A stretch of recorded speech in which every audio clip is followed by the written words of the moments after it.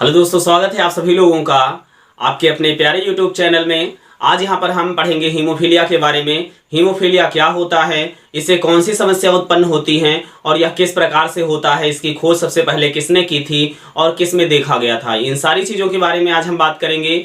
तो सबसे पहले हम बात करते हैं हीमोफीलिया है क्या। हीमोफीलिया एक वंशानुगत रोग है जो जेनेटिकली डिसऑर्डर के कारण उत्पन्न होता है। इसका दूसरा नाम जो है ब्लीडर होता है। ब्लीडर इसका नाम क्यों रखा गया है, इन सारी चीज़ों के बारे में आपके सारे क्वेश्चन यहाँ पर सारे डाउट क्लियर होंगे, बस वीडियो को पूरा देखें। तो चलिए बात करते हैं। यहाँ पर हम बात करेंगे हीमोफीलिया। यहाँ पर आप देख रहे हैं लिखा हुआ है हीमोफीलिया। हीमोफीलिया को हम और क्या कहते हैं, ब्लीडर कहते हैं। क्या कहते हैं, ब्लीडर कहते हैं। अब हम बात करेंगे जो हीमोफीलिया होता है, हीमोफीलिया किसे कहते हैं या हीमोफीलिया में क्या समस्या उत्पन्न होती है। अगर हम बात करें कि नॉर्मली हम लोगों को कोई चोट लग जाती है, घाव हो जाता है, कट जाते हैं, जल जाते हैं, तो 2 से लेकर के 8 मिनट के अंतराल पर हमारा ब्लड का बहना बंद हो जाता है। लेकिन अगर 2 से 8 मिनट के दरमियान, इस नॉर्मल ब्लड क्लॉटिंग पीरियड के दरमियान हमारा ब्लड बहना बंद नहीं होता है और लगभग 30 मिनट से लेकर के 24 घंटे तक जब तक हम चिकित्सक के पास नहीं जाते हैं और हमारा ब्लड बहता रहता है, तो उसको हम हीमोफीलिया कहते हैं। हीमोफीलिया नॉर्मली जो है, हम कैसे पहचान पाएंगे कि हीमोफीलिक व्यक्ति है या नॉर्मल व्यक्ति है। नॉर्मली हम बात करेंगे जब हम लोगों को चोट लग जाती है, कट जाते हैं, जल जाते हैं, कोई भी इंजरी हो जाती है, तो नॉर्मली जो हमारा ब्लड जो बाहर शरीर से निकलता है उसमें हम देखते हैं कि ब्लड क्लॉट हो जाता है कुछ समय के अंतराल पर। तो अगर नॉर्मली हम देखें कि कितने मिनट के अंदर हमारा ब्लड का क्लॉट बन जाना चाहिए, रुधिर का थक्का बन जाना चाहिए, रुधिर बहना बंद हो जाना चाहिए, तो वो 10 टाइम जो होता है, जो पीरियड होता है, उसको हम ब्लड क्लॉटिंग पीरियड कहते हैं। तो वो 2 से 8 मिनट का होता है। लेकिन हीमोफीलिया के ग्रसित व्यक्तियों में क्या हो जाता है, हीमोफीलिया से ग्रसित जो रोगी होते हैं उनमें क्या हो जाता है, 30 मिनट से लेकर के 24 घंटे तक ब्लड बहता रहता है और पूरा शरीर से जो है पूरे शरीर से ब्लड निकल जाता है, आउट ऑफ बॉडी हो जाता है।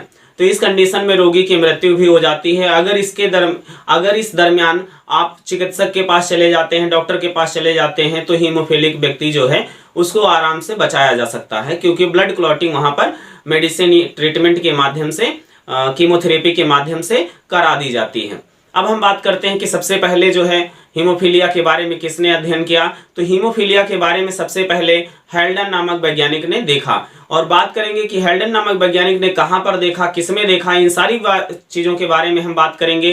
तो हेल्डन नामक जो वैज्ञानिक थे, आप नाम सुने होंगे रानी विक्टोरिया। जो महारानी विक्टोरिया, जो इंग्लैंड की महारानी थी, जिनका नाम था महारानी विक्टोरिया, उनके पुत्रों में ये देखा गया कि हीमोफीलिया के जीन्स मौजूद हैं। अब हम बात करेंगे कि आप लोगों के मन में भी क्वेश्चन आ गया होगा कि हीमोफीलिया का रोग जो है ये कहाँ से उत्पन्न हुआ। सबसे पहले अगर हम बात करें कि ये महारानी विक्टोरिया के पुत्रों में देखा गया, तो आप सोच रहे होंगे क्या महारानी विक्टोरिया को था। तो अगर आप सोच रहे हैं कि ये वायरल इन्फेक्शन है, बैक्टीरियल इन्फेक्शन है, तो आप ऐसा मत सोचिए, क्योंकि इसके बारे में पहले ही हम बात कर चुके हैं। ये एक जेनेटिकल डिसऑर्डर के कारण उत्पन्न होता है। अब हम बात करते हैं कि उस समय जब हेल्डन नामक वैज्ञानिक ने ये सारी चर्चा की, इस पर डिस्कवर किया, इस पर बहुत सारे व्याख्या की, इस पर बहुत सारा अध्ययन किया, तो उनसे ये पता चला कि इनकी जो संतानों में, जो महारानी विक्टोरिया थी, उनकी संतानों में जो ये हीमोफीलिया का जो जीन्स दिखा, ये वास्तव में उनके संतानों में जो डीएनए था, और उन डीएनए में म्यूटेशन होने के कारण वो क्या हुआ, एक नए जीन या कह सकते हैं म्यूटेशन के कारण ही हीमोफीलिया के लक्षण उत्पन्न हुए। अब हम बात करेंगे कि आखिर ऐसे इसमें क्या हो जाता है, म्यूटेशन के कारण इसमें क्या हो जाता है कि हीमोफीलिया व्यक्ति जो है हीमोफीलिक व्यक्ति हो जाता है या हीमोफीलिया से ग्रसित हो जाता है। तो सबसे पहले यहाँ पर आप आसानी से समझ सकते हैं कि इसमें कुछ तो ऐसा होता है जो ब्लड को जमाने से या ब्लड क्लॉटिंग की प्रक्रिया जो होती है उसको बाधित कर देता है। तो हम बात करेंगे ऐसा क्या होता है उस डीएनए में जो नॉर्मली सब में पाया जाता है, लेकिन महारानी विक्टोरिया के पुत्रों में या संतानों में ऐसा कौन सा जीन्स नहीं था, या डीएनए में कौन सा म्यूटेशन हुआ जो वो जीन्स वहाँ से चला गया या जीन्स उसमें नहीं था।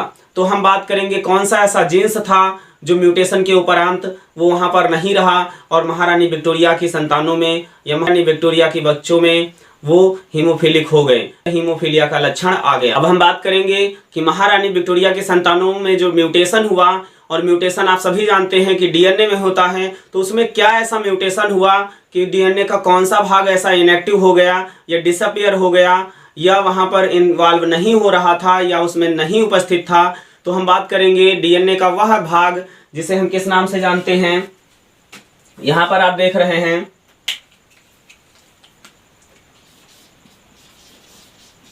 Anti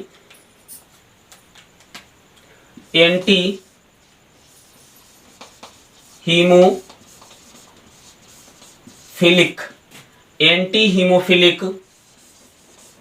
globulin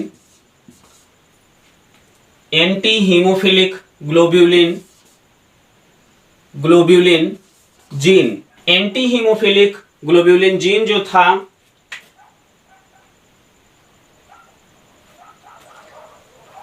anti haemophilic globulin जो जीन था वो इनके संतानों में नहीं था, और इससे क्या हुआ कि जो ब्लड क्लॉटिंग जो फैक्टर होता है, जो ब्लड क्लॉटिंग जो फैक्टर होता है उसको हम किस नाम से जानते हैं, जो हमारा 5 और यहाँ पर 3 जोड़ेंगे तो हो जाएगा फैक्टर नंबर 8, और इसके अलावा फैक्टर नंबर 9, और इसके अलावा फैक्टर हमारा जो होगा बेटा वो फैक्टर 11। ये क्या हो जाते थे, एंटी हीमोफिलिक ग्लोब्यूलिन जीन के कारण ये फैक्टर सप्रेस हो जाते थे।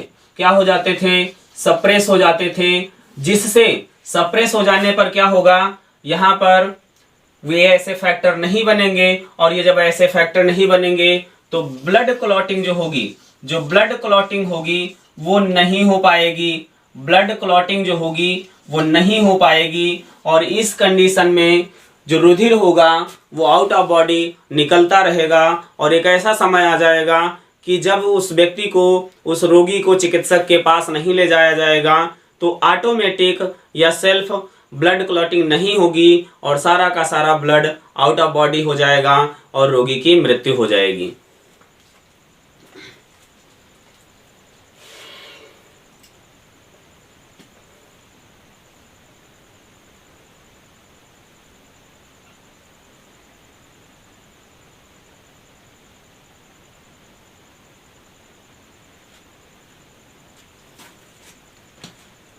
अब हम बात करेंगे कि यह एक वंशानुगत रोग है, तो ये पुत्र में होता है या पुत्रियों में होता है या दोनों में होता है। तो यहाँ पर सबसे पहले हम बात करेंगे कि जो हीमोफीलिया का जो रोग होता है उसका जो जीन्स होता है वो एक्स क्रोमोसोम के साथ चिपकता है। किसके साथ चिपकता है, एक्स क्रोमोसोम के साथ चिपकता है। और यहाँ पर जो एक्स क्रोमोसोम होता है ये आप सभी जानते हैं, ये आपका रिसेसिव होता है। क्या होता है, रिसेसिव होता है। और ये जो रिसेसिव होता है तो यहाँ पर एक्स रिसेसिव होता है। इसे एक्स रिसेसिव क्यों कहते हैं, क्योंकि अगर कोई माता है और इसमें एक्स पर अगर हम दिखा दें कि यहाँ माता हीमोफिलिक है तो इस कंडीशन में हम बात करेंगे कि एक्स लिंक्ड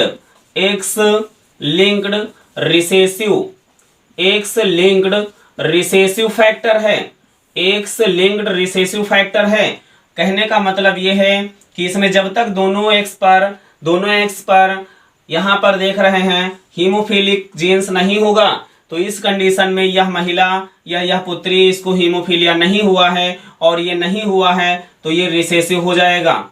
इसके अलावा हम बात करेंगे जो हमारा वाई क्रोमोसोम होता है ये वाई लिंक्ड नहीं होता है। मतलब ये वाई एलील्स पर या वाई क्रोमोसोम पर यह जीन्स नहीं उपस्थित होता है और इस तरह से यह पुत्र से पुत्रियों में या माता से पुत्र तथा पुत्रियों दोनों में चला जाता है। इसलिए इसको कहते हैं डायएंड्रिक। क्या कहते हैं बेटा, डायएंड्रिक कहते। डायएंड्रिक कैरेक्टर या डायएंड्रिक लक्षण को हम क्या कहते हैं, क्रिस क्रॉस कहते हैं। क्या कहते हैं बेटा, क्रिस क्रॉस कहते हैं। अब हम बात करेंगे डायेंड्रिक क्या है। डायेंड्रिक ऐसा लक्षण है जो माता से पुत्रियों में भी जाता है और पुत्रों में भी चला जाता है। इसके अलावा हम बात करेंगे, एक शब्द आता है होलैंड्रिक। यहां पर आप देख रहे होंगे होलैंड्रिक। होलैंड्रिक हमारा एक ऐसा शब्द है, इसमें क्या होता है, कोई भी लक्षण जो होगा, ये पहली बात तो वाई क्रोमोसोम के साथ चिपकते हैं। और हमेशा आप याद रखेंगे वाई क्रोमोसोम हमेशा पिता से पुत्र में ही जाता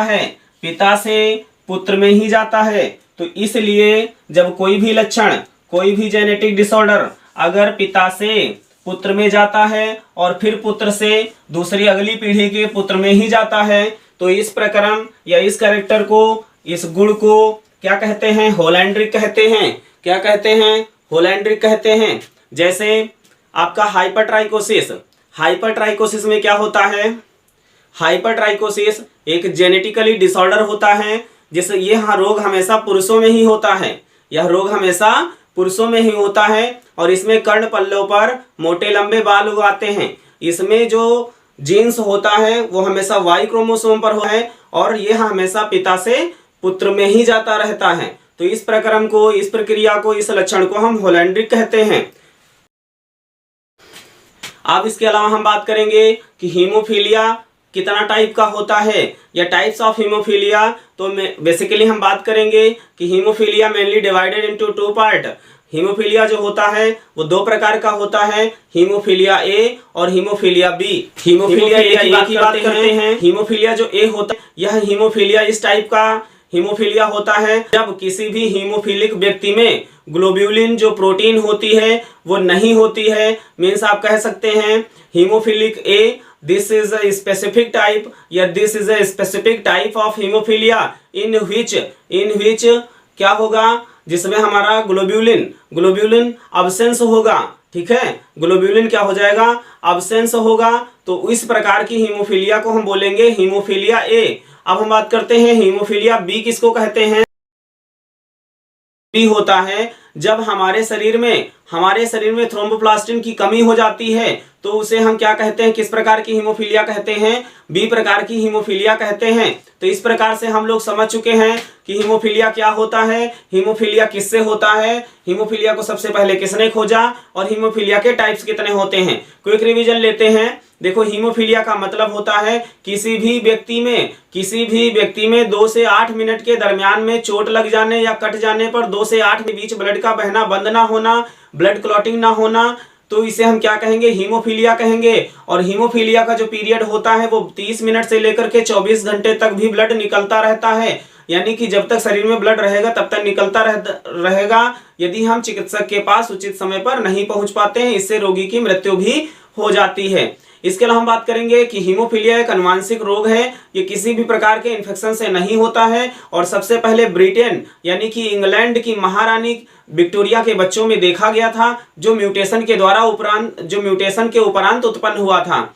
हम बात करते थे उनके बच्चों में ऐसा क्या हुआ कि जो म्यूटेशन होने के बाद में हीमोफीलिया हो गया, अर्थात रुधिर का थक्का नहीं बनने लगा। तो उसमें एक विशिष्ट प्रकार का जीन था उनके डीएनए में, जो डीएनए से क्या हुआ, गायब हो गया और इसीलिए एक नई चीज बनी, यानी म्यूटेशन। म्यूटेशन में क्या होता है, म्यूटेशन की क्या डिफिनेशन होती है, किसी भी जीवधारी में आकस्मिक विच्छिन्न रासायनिक परिवर्तनों के फलस्वरूप उत्पन्न हुए परिवर्तन को उत्परिवर्तन कहते हैं। उत्पन्न हुए परिवर्तन को उत्परिवर्तन कहते हैं, जिसे इंग्लिश में म्यूटेशन कहते हैं। तो इस प्रकार से आप लोग समझ चुके होंगे कि हीमोफीलिया क्या होता है, हीमोफीलिया में हम कौन सा लक्षण देखते हैं, क्या समस्या उत्पन्न होती है। तो वीडियो आप लोगों को कैसी लगी आप कमेंट में जरूर अपनी राय दें। आपका सुझाव हमारे लिए बहुत महत्वपूर्ण है। तो चलिए फिर मिलते हैं आपको अगली वीडियो में नई जानकारी के साथ। तब तक के लिए थैंक यू, बाय बाय।